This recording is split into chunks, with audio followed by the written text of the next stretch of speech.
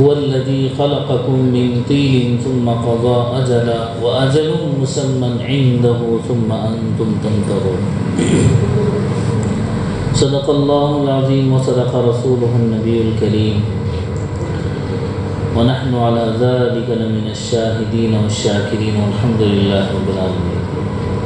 سورہ انعام مکی صورت ہے، 165 یا 66 آیتیں اس میں موجود ہیں۔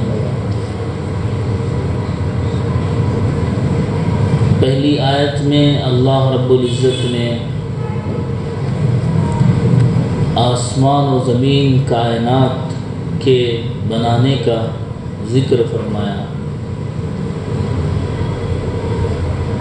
اور کافر لوگوں کی توحید کا انکار اس کے بارے میں اللہ رب العزت نے ذکر فرمایا۔ دوسری آیت هو الذي خلقكم من طين ثم قضى أجلا وأجل مسمى عنده ثم أنتم تمترون، اللہ فرماتے ہیں وہ یعنی وہ خدا ایسا ہے جس نے تم کو مٹی سے بنایا، پھر ایک وقت متعین کیا اور دوسرا معین وقت خاص اس کے یعنی اللہ کے نزدیک ہے، پھر بھی تم شک رکھتے ہو۔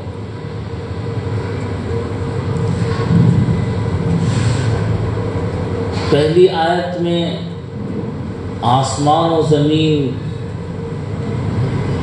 کفر اور ظلمات اور نور یعنی تاریکیوں اور نور کو بنانے کی بات اللہ نے کہی،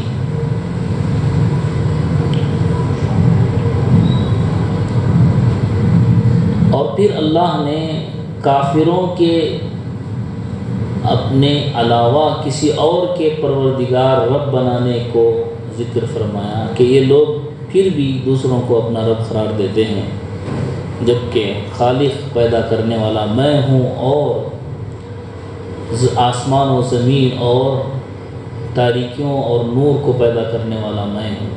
اللہ نے دلیل کے طور پر ذکر فرمایا، ثبوت کے طور پر۔ اب دوسری آیت میں اللہ انسان کے پیدائش سے متعلق یہ بات کہہ رہے ہیں، وہ خدا جس کے لیے تمام تعریفیں ہیں وہ ایسا ہے جس نے تم کو بھی پیدا کیا ہے، تم کو مٹی سے بنایا ہے۔ پھر وہی سوال ہوگا کہ تعریف اللہ ہی کی کیوں ہے اور کیوں وہ رب ہے؟ اس لیے کہ اس نے تم کو بنایا ہے، اس لیے وہ رب ہے، اسی لیے وہ معبود ہے، وہ عبادت کے لائق ہے، معبود بننے کے لائق ہے، مسجود بننے کے لائق ہے، خالق اور مالک اور بادشاہ بننے کے لائق اس لیے ہے کہ اس نے تم کو بھی پیدا فرمایا۔ آسمان و زمین جو انسان کے سامنے آگے نظر آتے ہیں، مشاہدے میں ہر وقت اس کے رہتے ہیں، بالکل اسی طرح اس کا اپنا وجود بھی اگر وہ غور کرے تو اس کی آنکھوں کے سامنے ہر وقت ہے۔ ذرا غور کریں کہ انسان کو اللہ نے پیدا فرمایا، اللہ وہی کہہ رہے ہیں، وہی اللہ جس نے تم کو بنایا مٹی سے، ثم قضى اجلا، پھر ایک وقت معین کیا یعنی موت کا وقت، وَأَجَلٌ مُّسَمًّى، اور ایک خاص وقت بھی متعین کیا ہے، عِندَهُ ثُمَّ أَنْتُمْ تَمْتَرُونَ، اور اللہ کے نزدیک وہ خاص وقت ہے۔ اس اجل مسمى سے مراد قیامت ہے جو اللہ کے نزدیک متعین ہے۔ ثم انتم تمترون، پہلے اجل پہلے وقت معین سے مراد انسان کی موت ہے، دوسرے اجل مسمى سے مراد کائنات کی موت ہے۔ اب پہلی آیت میں اللہ نے آسمان و زمین کا ذکر کیا، کائنات کو بنانے کا، تو یہ عالم کبریٰ ہے، ایک عالم ہے، بڑا عالم ہے، اور انسان عالم صغریٰ ہے، چھوٹا عالم ہے۔ یعنی جتنا کائنات میں جتنی چیزیں موجود ہیں، آدمی ان میں غور کرے تو بالکل یہی ایک عالم انسان کے اندر موجود ہے۔ یعنی کہ اللہ رب العزت کی قدرت جس طرح آسمان کے بنانے میں ہے، زمینوں کے بنانے میں، اور اسی طرح سورج کے بنانے میں، چاند کے بنانے میں، درختوں کے پیدا کرنے میں، بالکل اسی طرح وہی ساری قدرت کا مظہر انسان کے جسم میں ہے۔ انسان باہر جب دیکھے درختوں کو، پھولوں کو، پھلوں کو، ہوا کو، پانی کو، سورج اور چاند کو، سیاروں کو، ستاروں کو، تو جس طرح غور و فکر کرتا ہے، بالکل ایک عالم موجود ہے انسان کے اندر جو عالم صغریٰ ہے۔ اس کے اندر ساری صفتیں اللہ رب العزت نے ملا کر ایک شاہکار جیسے بنایا ہے، جس کو عالم صغریٰ کہتے ہیں۔ ساری باہر کی دنیا وہ عالم کبریٰ ہے، تو یہ خود جو ہے، یہ خود ایک کائنات کے برابر ہے، یہ عالم صغریٰ ہے۔ اور اس کو کیسے اللہ نے بنایا، اس کا ذکر اللہ فرما رہے ہیں، اس نے تم کو مٹی سے بنایا۔ عربی زبان میں تراب کہتے ہیں مٹی کو، تین بھی کہتے ہیں مٹی کو، طا یا نون، تا یا نون تین کے معنی انجیر، والتین والزیتون، یہ طا یا نون ہے، تین کے معنی مٹی کے ہیں، طا سے طا، تین۔ اب اللہ رب العزت نے کئی آیات میں کئی جگہ پر مختلف الفاظ سے ذکر کیا۔ خلق الانسان من صلصال من حمأ مسنون، انسان کو اللہ نے صلصال سے پیدا کیا۔ صلصال بھی مٹی کا نام ہے۔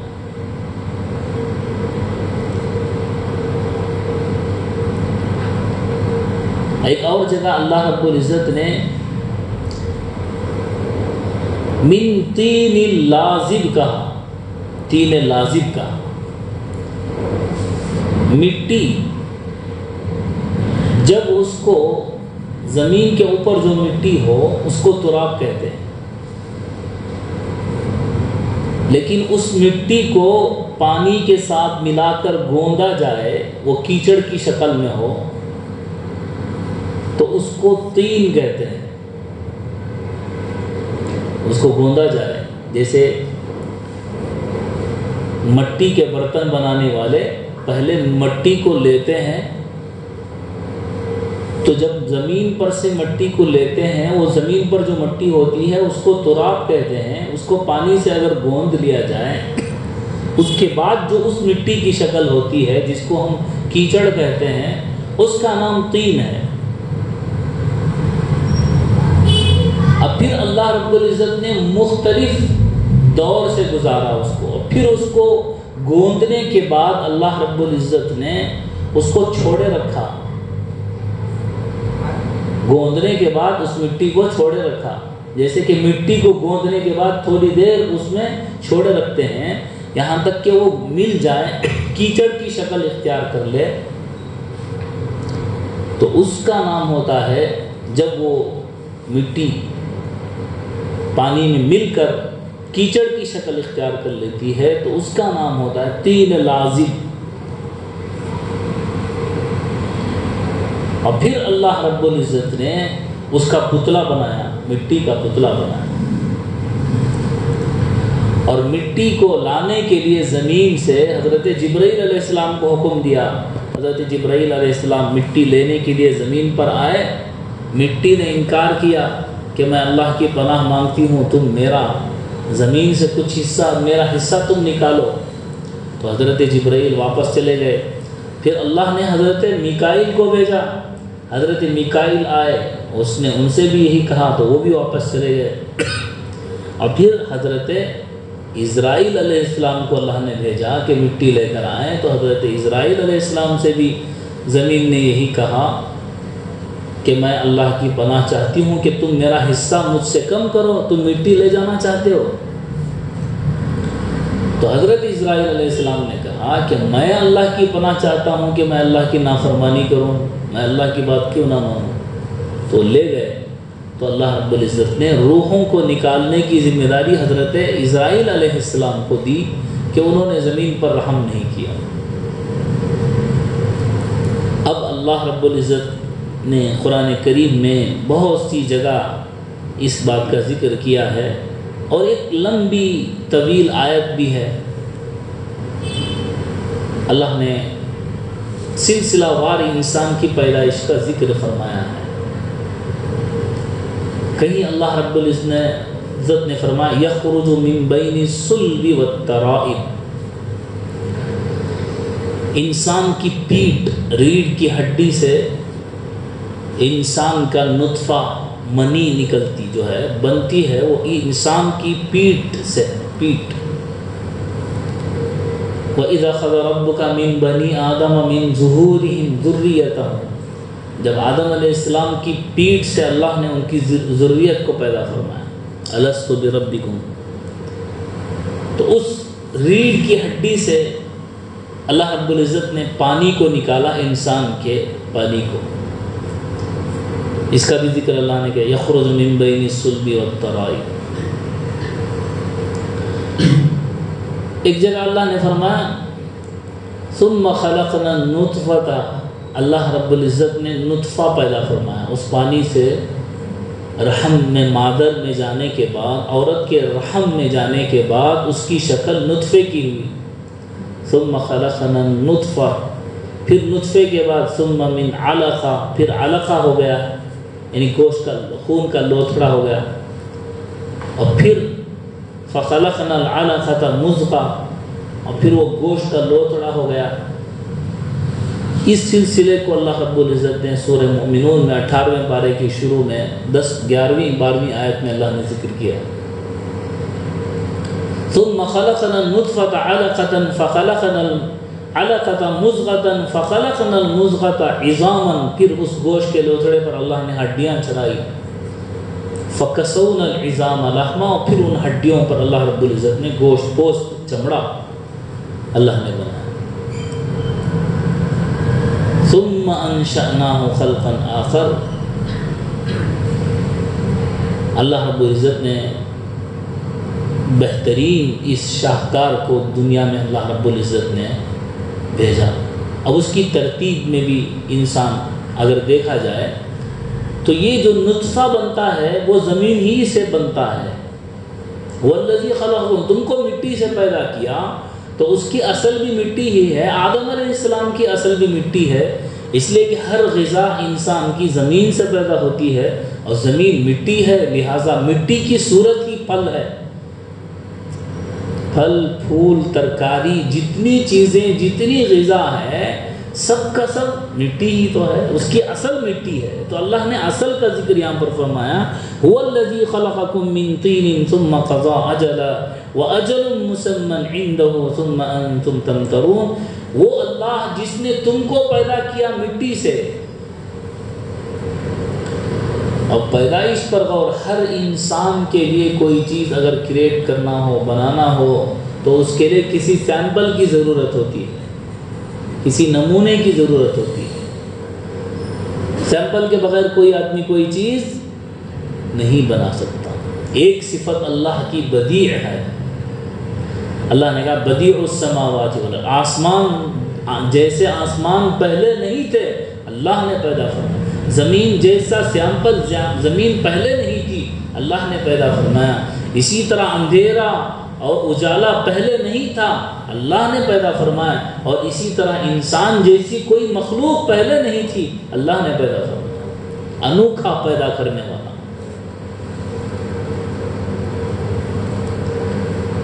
اس سے پہلے اس کا نمونہ موجود نہیں تھا کہ اسے دیکھ کر بنایا جائے. یہ اللہ کے خالق اور مالک ہونے کی کتنی بڑی دلیل ہے کہ اللہ رب العزت نے بغیر کسی نمونے کے انسان کو پیدا فرمایا، بغیر کسی سیمپل کے اللہ نے انسان کو پیدا فرمایا. هو الذی خلقکم من طین.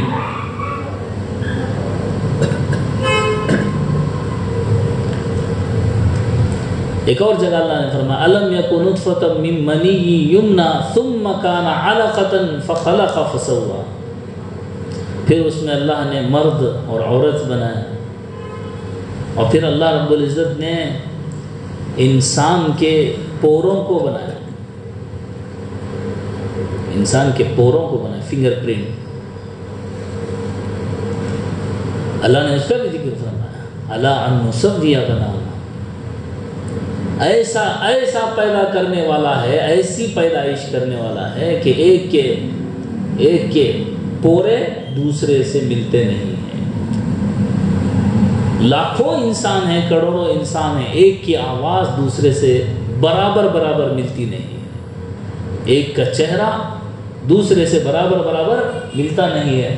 ارے ہم تو عجمی لوگ ہیں، ہم تو عجمی ہیں، ہمارے چہروں میں تو واضح فرق موجود ہے۔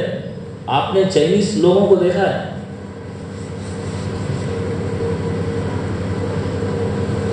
اور بھی بہت ساری ایسی مخلوق ہیں جن کے چہرے ایک جیسے ہوتے ہیں، لیکن اللہ رب العزت کیسا خالق ہے اور کیسا مالک ہے، اس نے پانی پر تصویر بنائی ہے، پانی پر تصویر بنائی ہے، اور نطفہ تو پانی ہی تو ہے،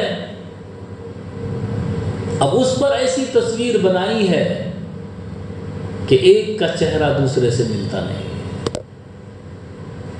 ایک کا چہرہ دوسرے سے ملتا نہیں ہے، ایک کی آواز دوسرے سے ملتی نہیں ہے،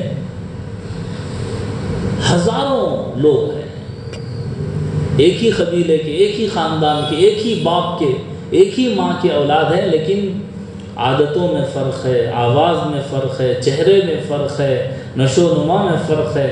یہی وہ اللہ ہے جس نے تم کو پیدا فرمایا مٹی سے، مٹی کے جتنے اجزاء ہیں اللہ نے ان کو مختلف مٹی سے ملا کر پیدا فرمایا، تو انسان کے بھی عادات اور مزاج مختلف ہونے لگے، اور ان کے ہوا اور پانی، ان کا رہن سہن، سب کو اللہ رب العزت نے مختلف بنایا۔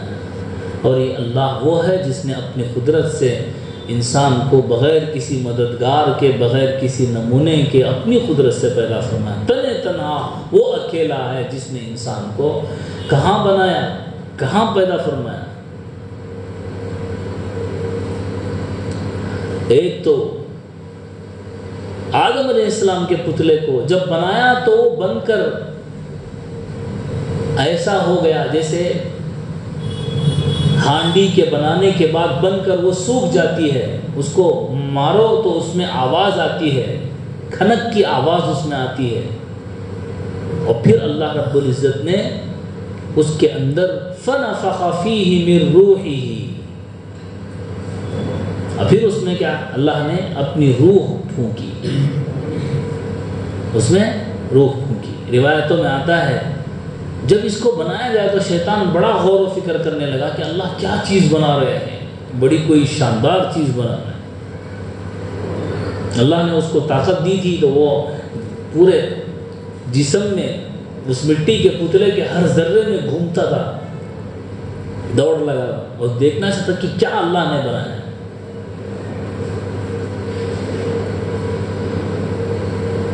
اللہ رب العزت نے اس میں روح پھونکی،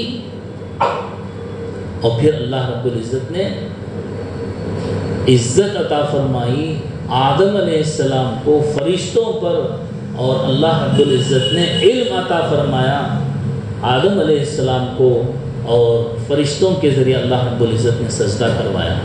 وعلم آدم الاسماء كلها ثم عرضهم على الملائكة فقال، یہ لمبی آیت وہاں تک کہ فرشتوں نے آگے مکالمہ کیا، تو اللہ رب العزت نے پیدا فرمایا هو الذي خلقكم من طين ثم قضى اجلا واجل، پھر اللہ رب العزت نے ایک وقت متعین کیا پیدا کرنے کے بعد، اللہ نے پیدائش کے بعد موت کا بھی اللہ نے ذکر کیا، ایک مدت تک رکھنا ہے۔ اللہ نے خود فرمایا لقد خلقنا الانسان فی احسن تقویم، ایک اچھے سانچے میں انسان کو ڈھالا، بہترین طریقے سے اللہ نے انسان کی پیدائش کی۔ ثم رددناہ اسفل سافلین، پھر دھیرے دھیرے اس کے اعضاء میں وہ طاقت کم ہونے لگی، بال سفید ہونے لگے، اب اس کی کمر جھکنے لگی، ہڈیاں کمزور ہونے لگی، آواز پست ہونے لگی، یہاں تک کہ اس کو جو ہے قبر کے گڑھے تک پہنچا دیا۔ ثم رددناہ اسفل سافلین۔ یہاں اللہ کہہ رہے ہیں ثم قضى اجلا، ہم نے اس کے لیے ایک متعین کر دی، ایک مدت متعین کر دی، ایک وقت متعین کر دیا، پھر اس تک اللہ رب العزت وہاں تک اس کو لے جاتے ہیں، یعنی اس کو موت دیتے ہیں۔ تو ایک مارنا بھی ایک دلیل ہے، موت دینا بھی دلیل ہے، جیسے پیدا کرنا ہے ویسی ہی جو ہے دلیل ہے کہ اللہ رب العزت اس کو موت بھی دیتے ہیں اور اس کو قبر کے گڑھے تک پہنچا دیتے ہیں۔ یہ اللہ رب العزت نے قرآن کریم سورہ انعام کی دوسری آیت میں اللہ نے فرمایا، اور بقیہ حصہ انشاءاللہ اگلے جمعہ عرض کیا جائے گا آپ کے سامنے۔ اللہ کہتے ہیں وَأَجَلٌ مُّسَمًّى عِندَهُ ثُمَّ أَنتُمْ تَمْتَرُونَ، اور دوسرا متعین وقت اسی کے یعنی اللہ ہی کے نزدیک ہے، پھر بھی تم شک رکھتے ہو۔ شک کرنے والوں کے لیے اللہ رب العزت نے ایک اور دلیل دی، اور اس کا ثبوت اللہ نے عطا فرمایا کہ ایک اور وقت متعین ہے، یعنی قیامت کا دن ہے جو اللہ کے نزدیک متعین ہے۔ پھر بھی شک کرنے والوں کو شک چھوڑ دینا چاہیے۔ کیا تم شک کرنے والے پھر بھی شک کرتے ہو؟ اللہ تعالیٰ ہم تمام کو عمل کی توفیق عطا فرمائے۔ وآخر دعوانا الحمدللہ۔